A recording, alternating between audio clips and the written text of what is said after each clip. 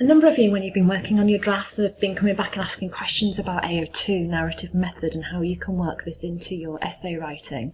So I thought I'd put together this short presentation which might give you ideas to include in your essay.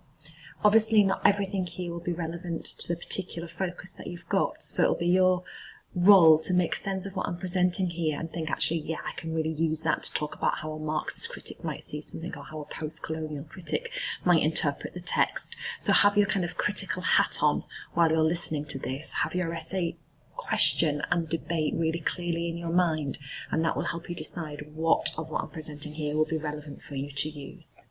So AO2 is all about narrative method, and particularly from an example point of view, they're very much interested in the structure, how a narrative has been arranged structurally by the author and what meanings therefore are heightened or conveyed through this structure.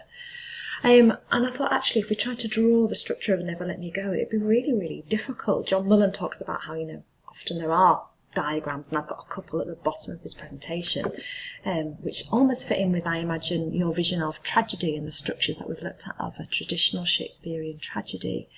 This doesn't quite work for Never Let Me Go, because we have a homodiegetic, a first-person narrative. However, this first-person narrative is divided into 3 different parts. Each part has its own distinct setting, so it's almost a mini-narrative within itself. Time is used in a really interesting way by Ishiguro in this novel. The novel starts late 1990s, kind of a world that we potentially would recognise. Cathy is 31 years old at the beginning of the novel, and for the most part, certainly in parts 1 and 2, she is retrospectively looking back on her life and presenting her narrative to us. So whilst we have those scenes at Hailsham where it seems very much Cathy is the child, we've absolutely as a reader got to be aware that the adult is presenting this to us. So there is her kind of hindsight and her knowledge impacting on the narrative that she's choosing to present to us, and she decides what she chooses to talk about and when. So even in those moments of going back into the past, we have moments of prolepsis, her flashing forward into the future, hinting of a story still to come. But she often says, but that's not what I want to talk about now. So there is a sense of her really controlling the release and reveal of information, which is fascinating because that's exactly what happens to her in the novel, when they're told and not told. And they're told at times when they know, but they can't make sense of the information. And the reader is put in a very similar position. She also assumes that her reader is a clone as well, one of her. She says things, she directly addresses us. I don't know what it was like where you were. And so very much the reader is placed in a situation by the narrative where we are both trying to make sense of what's going on, and it is assumed that we absolutely know what's going on. So there's a very interesting interplay there. There's also an interplay between time. As I said, she's looking back, but then we have moments of flash forward.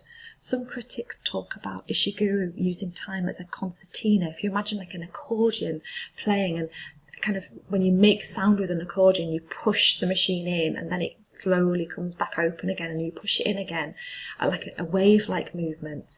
And that's kind of what happens with time. We are in present, but then we're taken back to the past. We're brought to different phases in the past, we're brought to the present and then back again. We're constantly in a state of flux in relation to time. And again, we might want to think about that being a particularly interesting moment, because these characters in the novel do not have much time. Time is running out for them. And certainly as we enter part 3, time is definitely running out for these characters. And so again, you might want to think about why Ishiguro might not present a straightforward chronological narrative to us. Why play around with concepts of time in this story? How might that help him create and shape meaning? The novel also ends at a very interesting moment, because we don't get the end of Cathy's life. However, we get her looking forward to that end, a time which she euphemistically calls to be quiet, to look back. But the end is her driving off. The narrative is still in present tense. It is continuing with a journey, a movement. And we've talked about quite a lot, and some of you are talking about in your essays, this freedom that Cathy seems to have, but she never takes advantage of that.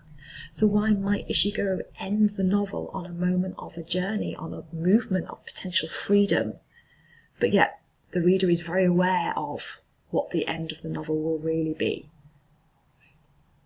So in all of that, we've talked about the position of the reader, the fact that we are both involved in the narrative and both very close, and we're placed in the position of the other in the narrative, but yet we're also above the narrative, able to watch, able to judge, able to make our own conclusions.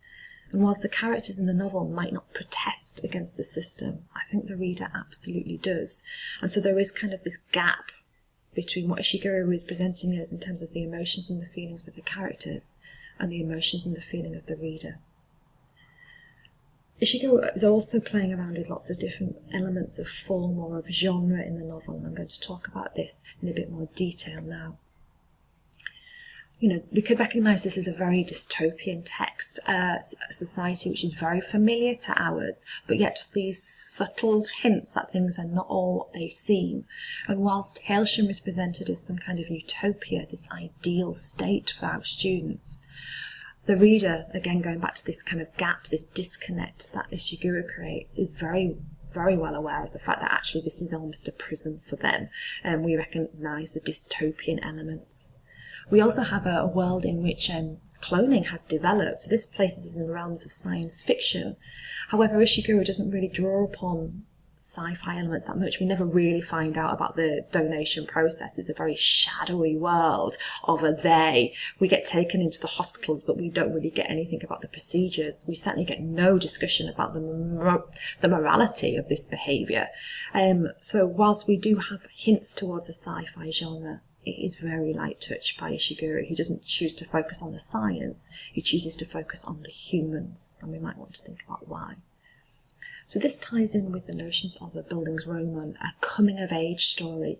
And certainly this is Kathy's coming-of-age story. We see her grow from a child to an adult, to a situation where she knows nothing about the world, to which she knows everything about the world, and she's working and acting within it.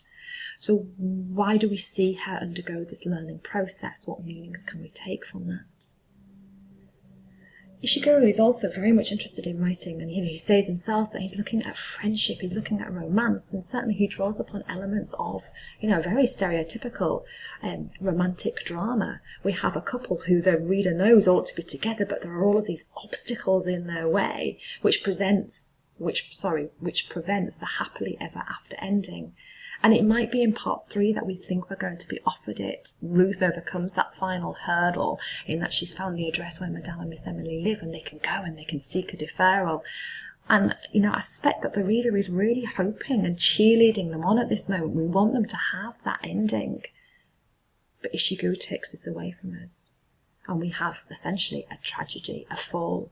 Now, obviously, these characters are not great nobles. They're more of a Willy Loman figure. They are low in this society. We have elements of the tragedy and the common man in here, because these characters have hopes, they have dreams, they have ambitions. They're made to seem very much like us. But yet they still fail because of powers outside of their control. A post-colonial critic would also see that this draws upon features of the slave narrative as well. She is Kathy, our slave, she is harvested, she is colonised by those higher up in society. Her body is not her own to do with what she wishes. Her body is used by others and controlled by others throughout this. But yet she is a slave. She does present her story to us. We get taken into these kind of colonies in which she is living, and we get to see what her life is like, and we get a very first-hand account. And certainly, sort of 19th century slave narratives, there are definite parallels between the kind of text that you would read there and what Ishiguro is presenting to us here. Why might that be? And finally, I think that all of these link into the fact that this could also be seen as a piece of political protest. This is a novel which gets us as readers to ask questions about the world in which we're living and the kind of society in which we would want to live and want to carry on living in. And so I think somewhere in your essays, regardless of the critical lens, some of this will be relevant to you. You just need to decide what elements of genre you might want to hint towards in the writing of your essay.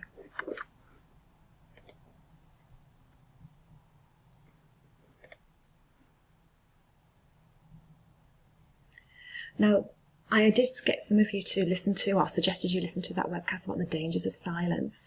And certainly this is a world in which silence does exist. There is a motif of silence running through the text. However, and I took this from the link that I've shown you here, I think some of you could also be arguing that Kathy's narrative actually isn't her being silenced at all. This is a voice we are hearing from an other, somebody who we wouldn't normally hear from in this kind of society. And so it's certainly for some of you in your essays, you need to grapple with the fact that on the one hand, these characters are very oppressed, but the narrative itself acts as a defiance to what would normally be expected.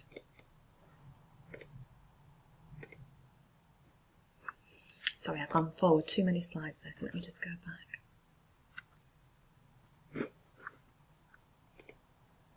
So sorry for the confusion, my heavy-handed clicking then.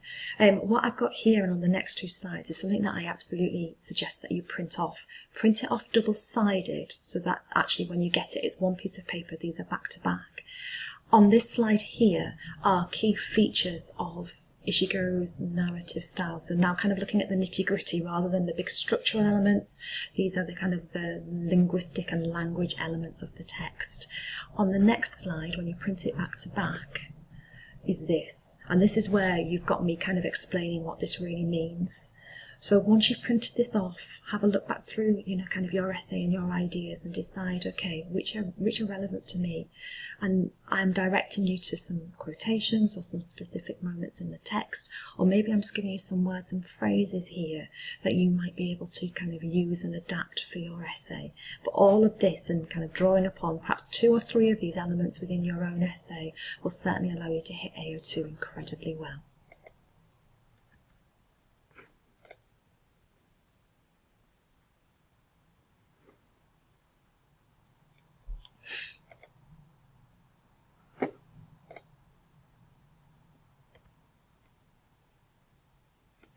So on the next 3 slides are 3 excerpts of things that I've done previously with students in my classes. I don't know whether Miss Lily has shown you these, but all of these are from sort of discussions that I've had with my class about AO2 and how Ishiguro is structuring his narrative and his narrative voice.